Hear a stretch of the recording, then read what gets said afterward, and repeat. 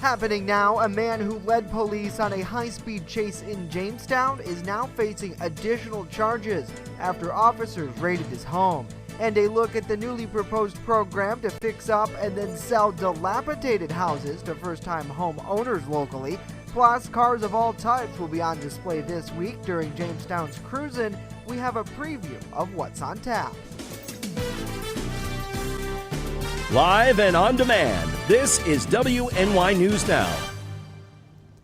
Thank you for joining us for WNY News Now. I'm Justin Gould. Those stories and more are coming up. But first, a wanted man who allegedly fled police on a high-speed vehicle pursuit in Jamestown is facing additional charges after police raided his residence, uncovering guns and drugs. Just before noon on Tuesday, officers with the Jamestown Police Department attempted to stop 40-year-old Samuel Pointer's vehicle in the area of Allen and Willard Streets. Pointer, police said, fled through the town of Ellicott and into Frewsburg, where he, along with a female passenger identified as Dakota Trippy, were taken into custody. Furthermore, officers said they found a less than one-year-old child in the back seat of the car. Thankfully, they were not hurt. As part of an additional investigation, the Jamestown Metro Drug Task Force executed a search warrant at Pointer's residence, allegedly recovering heroin, crack cocaine, fentanyl, meth, and 2 handguns. Inside, 2 people, Russell Barlett and Don Lawson, were arrested. In addition to being wanted by New York State Parole, Pointer faces several charges connected to the pursuit and drug seizure. Trippy, Barlett, and Lawson also face a variety of charges. A 33-year-old Jamestown man is accused of physically assaulting a woman and a juvenile during a domestic dispute yesterday. Officers with the Jamestown Police Department arrested Anthony Rios Colon following the reported incident at a Southside residence. Through investigation, it's alleged that Rios Colon grabbed a female by her neck and applied pressure, causing difficulty in breathing. Furthermore, officers accused him of pushing a female juvenile to the ground, causing her to get upset. He was taken to Jamestown City Jail after police charged him with endangering the welfare of a child and criminal obstruction of breathing or blood circulation. And a 46-year-old Jamestown man incarcerated at Chautauqua County's jail is accused of damaging the facility's property. This is not the first time he has faced additional charges while in sheriff custody. The Chautauqua County Sheriff's Office reports that Winifred Clark, while being escorted within the jail following an appointment, grabbed a television mounted on a wall and then threw it to the floor. That TV set, deputies said, was damaged beyond repair. Clark is charged with fourth-degree criminal mischief as a result of the alleged act. Now, this is the second time in the last month that Clark has faced additional charges while in custody. Last month, deputies said he covered himself in bodily fluids, causing a disturbance. Additionally, Clark allegedly came in contact with several jail employees while covered in his own fluids. He was first arrested in connection with a burglary here in Jamestown back in July. And a new program to purchase dilapidated properties, fix them up, and then sell them to first-time homeowners is now in the works here in Jamestown. Our Bronson Rasmussen has a look at what this would entail. Brainchild of Assistant Corporation Counsel Ben Haskins, the idea was first introduced to the city's Housing Committee last month, with local leaders continuing a push to crack down on zombie properties to better neighborhoods. To kick things off, officials are seeking $750,000 of American Rescue Plan Act funds. RPAPL 19A is a statute under New York State law that allows municipalities to take title to properties that are vacant, number one, and number two, either at least 1 year in unpaid taxes or subject to an order of condemnation. While not every project will yield a profit, officials say that's not the point of this program. Instead of turning a profit, the kind of focus has to be how can we have the biggest impact on our neighborhoods by doing a house here. Once the homes are up to standards, they will be sold to first-time homeowners through many different programs. New homeowner would then have to keep the property maintained with an action-based mortgage. Selling them to people who will A, reside in them for at least 5 years as an owner-occupant, B, during that time, pay their taxes on time, and C, once all the initial code enforcement violations that were written up upon our taking title have been fixed, that they will ameliorate any further code enforcement that arises over that 5-year period. While this is a huge gamble for the city to take on, Director of Development Crystal Surdick says the benefits definitely outweigh the risks. There's a number of benefits. So if we don't rehab the house, if we don't do some kind of intervention to this particular property and similar ones, there is a high likelihood that eventually we would have to demolish the property. That's a much higher cost than the loss that we would be taking. Additionally, it helps to stabilize that neighborhood. She goes on to say that the newly occupied homes will also change dynamics within the city of Jamestown. A major focus of that program is to create new homeowners. Right now, we have a 51% rental in the city versus a 49% homeowner occupied property, which is going the wrong direction. This program is still in development and will gain additional input from the Chautauqua County Land Bank, the Real Estate Investors Association, and members of the Jamestown City Council before moving forward. Reporting in the newsroom, Bronson Rasmussen, WNY News Now. Bronson, thank you. The first full day of the Warren County Fair kicked off Tuesday with all sorts of activities and food for folks to enjoy. At the fairgrounds last night, there was an ATV and drag race, tractor trivia, and a milk chugging contest. Whew, that sounds fun. The fair continues through Sunday. Rides, games, and the usual fair fun all included. Oh, by the way, all the animal shows also now taking place at the fairgrounds, giving you a chance to check out some local livestock. Many say it's a welcome sight for local business owners who report that the fair gives a pretty big boost to them this time of year. And certainly we've had really, really great weather too for the fair. You see the blue skies there yesterday. Chief Forecaster Dakota Hunter joining us now with a first look at our weather and a live look over Warren County. It seems to be a relief in that humidity department, as you've been promising, Dakota. I felt it yesterday, and I'm sure the folks at the fair are feeling it now too. Yes, the humidity is down, as we told you about. We were going to get this break, and I'll be at the Warren County Fair on Friday for the tractor pull, so if you happen to see me, get your 8x10 glossy signed. I'll have my Sharpie out. But the pictures, but if you don't have a picture, it's not free. I charge $45 for that. No, just kidding. Do you just keep those in your bag? Huh? Do you keep those in your bag? Yeah, they're in my laptop bag. Okay. I have 8x10 glossies. All right, let's get into the weather here. Nice clear, nice skies over Warren right now. You can see the satellite imagery pretty much showing you those clouds, but again, we're going to be mainly dry today, so we're going to call it partly to mostly sunny on average for the afternoon. 71 is where we topped out yesterday. 57 was the low this morning. 69, 96, and 41 are the records. So partly to mostly sunny, as we told you. Moderate humidity, overall nice. 73 to 81 with a west wind. Now, as we told you yesterday, meteor shower comes up this week. We'll give you more details on that, plus that Ultimate Satellite Solutions 7-day forecast later in the show, Justin. Alrighty, Dakota, we'll see you back in a bit. As we continue with an increase in violent attacks, leaders across the country now working to stop these threats, what they're doing in New York. And with the new school year on approach, we're taking a look at student mental health and ways to combat back-to-school anxiety. Stay with us. WNY News Now will be back right after this.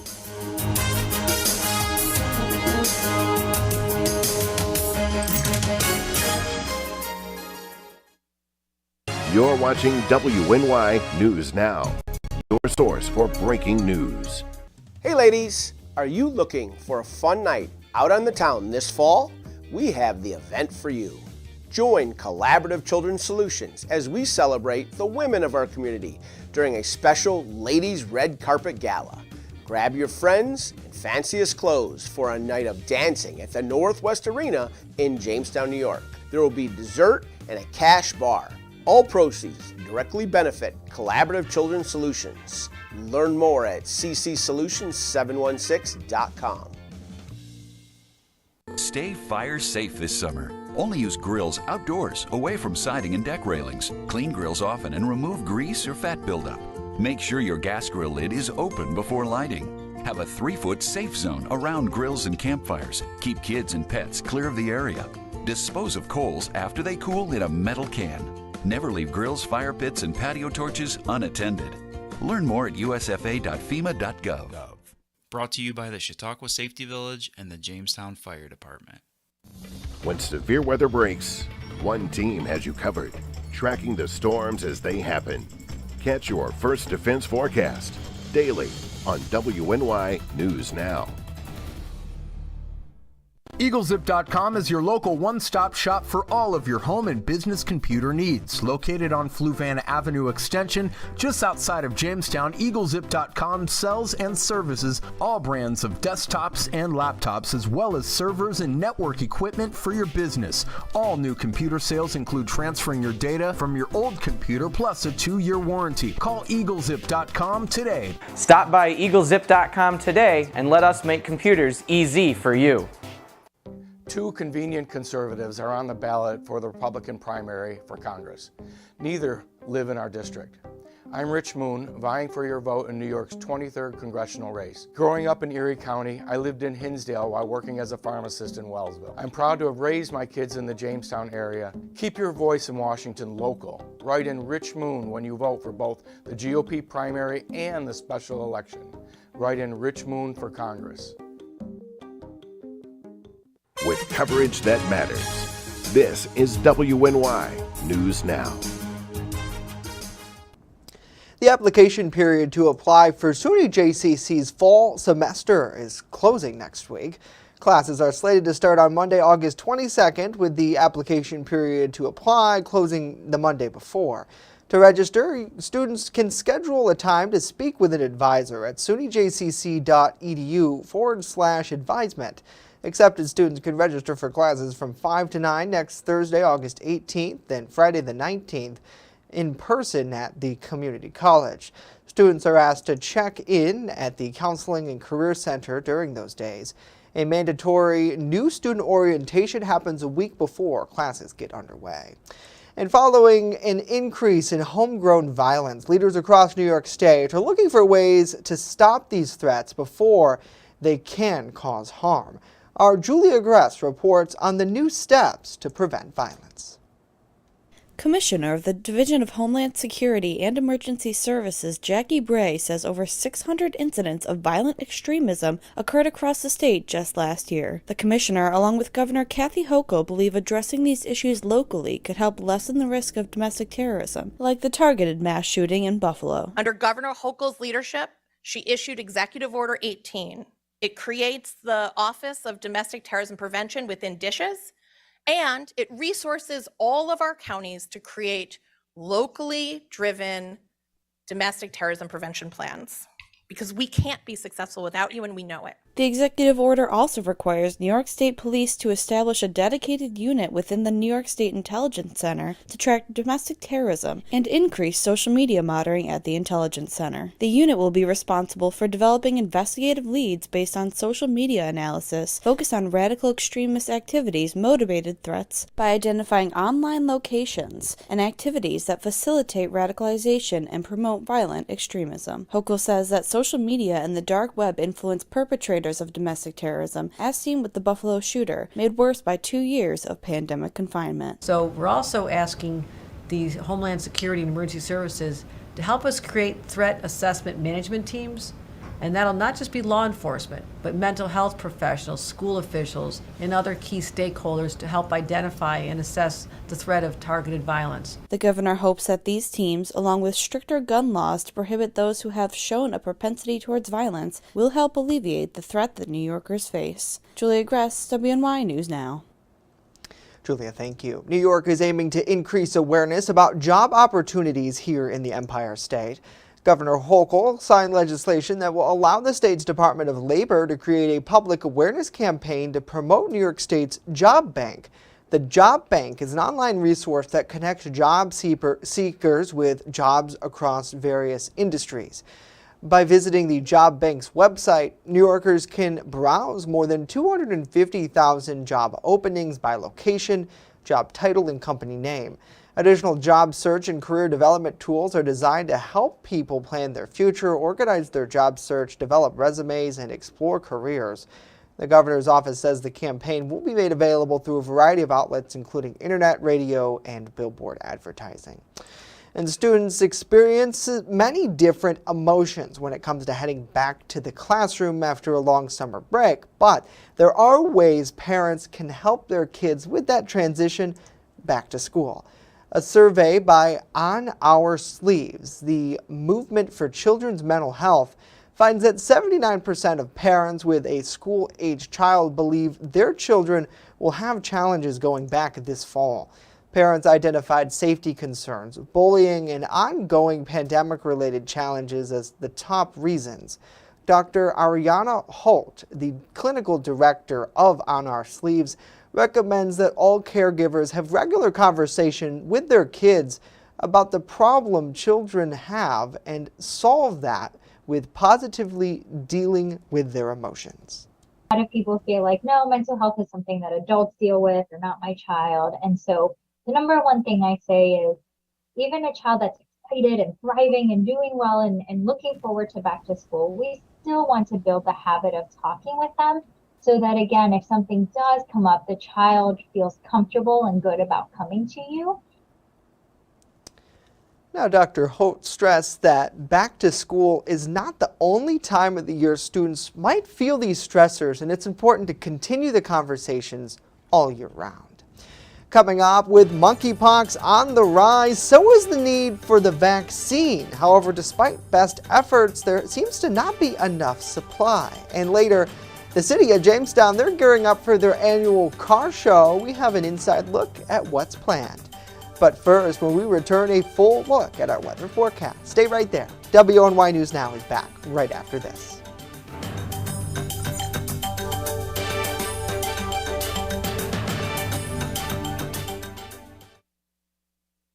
You're watching WNY News Now, where coverage comes first. Calling all teachers. Get your year started off right with an evening with Gary Brooks. Come see Gary as he shares his funniest school stories and strategies to build a positive school culture. Go to ReginaldA.com for tickets and more information. I'm a survivor. I'm a survivor. I'm a survivor. Testicular cancer is the leading form of cancer in men aged 15 to 35. 1 in 250 men will be diagnosed with testicular cancer. But 98% will survive if detected early. As a survivor, I believe early detection is the key. Learn how to do a testicular self-exam and other important facts about testicular cancer at oneball4tc.com. While I appreciate anyone who wants to run for office and help others, we deserve to be represented by a local candidate. I'm Rich Moon, running for New York's 23rd congressional seat. I grew up in Erie County, worked in Wellsville, raised my kids in Jamestown. We need to keep our voice in Washington local. There are 2 absentee opportunists on the ballot for the Republican primary. They don't actually live here. That's why I need your vote. Write in Rich Moon for Congress for both the GOP primary and special election. We deserve local representation. You're watching WNY News Now, your source for breaking news. Fast, accurate, and everyday. First Defense Weather.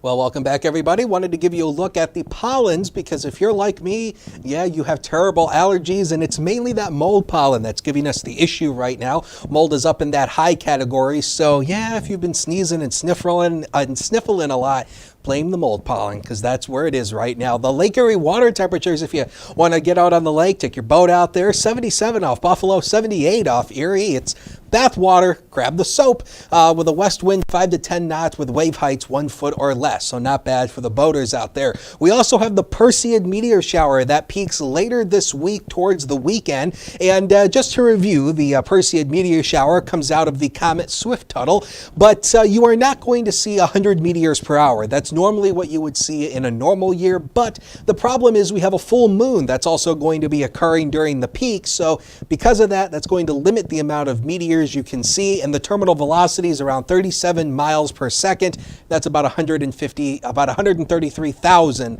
miles per hour. Mostly cloudy right now downtown, 71 with a west wind of 6. The dew point still at 60, so 60 is that kind of magical number when you start to feel the moisture content in the atmosphere. But take a look at what happens in the upper air pattern, and the heat ridge continues across the it'll continue across the west, but notice that dip. That is what we call a trough, and the trough always brings in that cool air. So a heat ridge brings in, ridge brings in the heat, the trough brings in the cool air, and you're going to see at here in the forecast temperatures over the next 5 days, we're going to stay below average. The average is 80, and we're going to stay below average for the next couple of days. Satellite and radar composite showing you those clouds around right now. That front has moved down to the south, so not much in the weather department to write home about today. So future scan showing that to you. We should go clear skies for the evening and then into the nighttime hours tonight. Tomorrow should start dry with mainly clear skies. Then the afternoon will overall be nice. We do have a small chance for a shower, 20 to 25% chance of a shower in area. Friday's also the Jamestown cruise-in here in downtown Jamestown. So look at this. Lots of sunshine, temperatures in the lower 70s. Now the next 7 days, powered by Ultimate Satellite Solutions, 76 tomorrow, 73 Friday, 76 Saturday. We bring in a few more rain showers Sunday through Tuesday, but not all day rain as temperatures, Justin, remain below average. All right, Dakota, thank you very much. Certainly good weather for our cruising friends, which we'll talk about in just a little bit. Well, some news around the nation now. Donald Trump invoked his Fifth Amendment protection against self-incrimination as he testified under oath today in the New York Attorney General's long-running civil investigation into his business dealings. More than an hour after arriving at the AG's office in Manhattan, he announced that he declined to answer the questions under the rights and privileges afforded to every citizen under the U.S. Constitution. Now, Wednesday's events unfolded a flurry of legal activity surrounding the former president. Just days before, FBI agents searched through his Mar-a-Lago estate in Florida as part of an unrelated federal probe into whether he took classified records when he left the White House. New York's investigation involves allegations that Trump's company, the Trump Organization, allegedly misled lenders and tax authorities about the value of prized assets like golf courses and skyscrapers. Well, the nightmare continues for Vanessa Bryant. It's been more than 2 years since her husband, NBA legend Kobe Bryant, and their daughter Gianna and several others were killed in a helicopter crash in California. And when claims surfaced that people who worked at the crash site that day were showing off gruesome photos of what happened, Bryant sued Los Angeles County. The trial starts Wednesday. The lawsuit claims that civil rights violations, negligence, and emotional distress, as well as a violation of privacy. No word on how much money they're asking for. And the U.S. is using a new strategy to stretch its supply of monkeypox vaccines, but officials say that it still might not be enough to meet short-term demand. Amy Kiley has the details.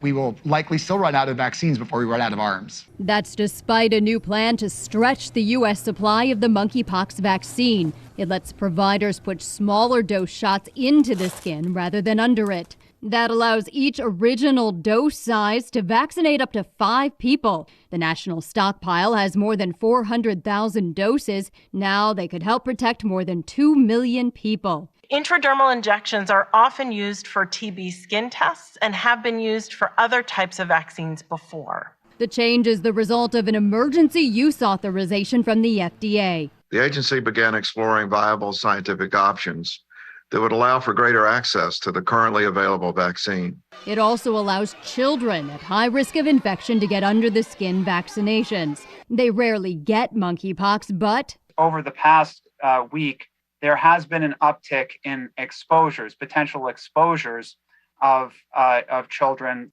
Stretching the vaccine supply still might not meet short-term demand. People are lining up for the shots, and the disease is still spreading. The U.S. has more than 9,000 cases on record. It comes down to like anything you touch, utensils, cards that we're all shuffling cards. We pass the cards to each other. We're playing spades, to be real. Officials say the U.S. will get millions more doses of the monkeypox vaccine in the coming months. I'm Amy Kiley reporting. Amy, thank you. Less than a week ago, the Biden administration declared monkeypox a public health emergency. Well, next, the annual cruise, and it returns here to Jamestown for its 29th year. A look at what to look forward to.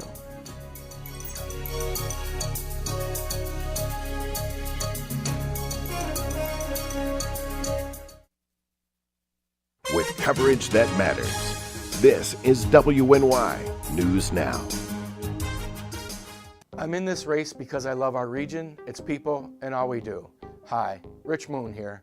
I'm not someone who has come late to this game using political muscle or a large bank account to manipulate the electorate. I'm running for New York's 23rd congressional seat to keep our priorities local. Growing up in Erie County, working in Wellsville, raising my kids in Jamestown, this is my home. When voting this month, write down Rich Moon for Congress to ensure local representation for both the GOP primary and the special election. Catch your First Defense forecast daily on WNY News Now. Slow down. Slow down and move over. Move over. When you see signs, Lights. Vests. please give us some room. Slow down. Slow down and move over. When you need help, It's our job to help you. to save you. Despite the danger. This danger. This danger is real. Do your part. Please Slow down. Slow down. And move over. move over. You're watching WNY News Now, your source for breaking news. Unique and antique cars of all types will be on display this week during Jamestown's annual Cruisin'. Our Alyssa Wright joins us live in studio with the deets on this popular event, which is making a pretty big return. Alyssa? Justin, hosted by the Chautauqua County Chamber of Commerce and the Durr Cobblers Auto Club, the Cruisin' is returning for its 29th year. Last year actually was an excellent year. We had it a week prior because Lucy Fest was not going on, so we've kind of pushed it forward a week and had it August 6th last year. They had to turn away, I was not part of the chamber at the time, but they did have to turn away cars, which is a great sign. Taking over downtown Jamestown, the event itself will feature dozens of cars as well as live music from the in-crowd. Locally owned restaurants and businesses are also gearing up for heavier foot traffic that evening. Some downtown retailers also plan to extend their business hours. Last year we had about 200 to 225, so we're hoping to get that many this year too. Anyone can register to have their car be featured. As long as you pay the $10, you can park your car. If you're interested in bringing your car down, you can either register online at our chamber website, which is www.chautauquachamber.org. You can also stop in here to the corner of 3rd and Main right at the chamber offices, and we're happy to take registrations here. The Cruisin' is happening this Friday from 5 p.m. to 8 p.m. on 3rd Street between Washington and Spring Streets. The streets will be closed at 3 p.m. on Friday, so officials can set up for the event. Justin and Dakota, back to you. Yeah, always such a great time, and that's the thing. There really is that very big variety of cars. You have, the newer hot rods that we maybe see, and then some of the classic cars going back 60, 70 years. I mean, they even had what I thought like a 1920 Ford Model T a couple years ago. So it's almost 100 years old, if not already. As for that registration, I know it was mentioned just to go online. Do you know if there's any fee associated with that? Yeah, so it will be $10, and any cars, it doesn't matter if they're new, old, antique, as long as you pay that $10, you can have your car on display. Yeah. And I know in addition to the cars, there's always a lot of good things for people to get in on too. And I know the chamber doesn't have anything specific maybe set up, but there will be that variety of vendors and local shops. It sounds like they're all just as excited to get in on some of this too. Yeah, absolutely. So there is a whole list of local vendors and downtown stores that are going to extend their hours. They usually close a lot sooner, but they want the traffic.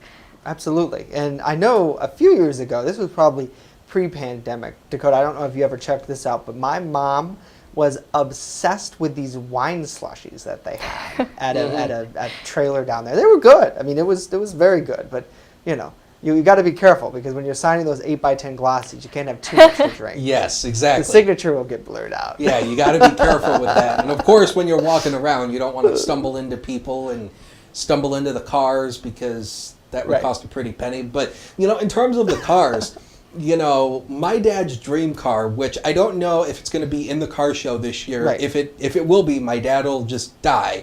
My dad's dream car is a 1969 Plymouth Roadrunner. Ooh. In orange. Good one. Well, fingers crossed. If anyone's got one out there, come on down to the car show, because I'm sure Mr. Hunter will be all over that. And he might even try to take it home. Yeah, maybe. At the very least, get your picture with it, you know. All right, well, thank you guys. Well, that is going to do it for us today. Of course, news continues 24/7 at WNYNewsNow.com. We'll leave you with this live look over Findlay Lake in Chautauqua County. We're back here tomorrow. Hopefully you have a wonderful day.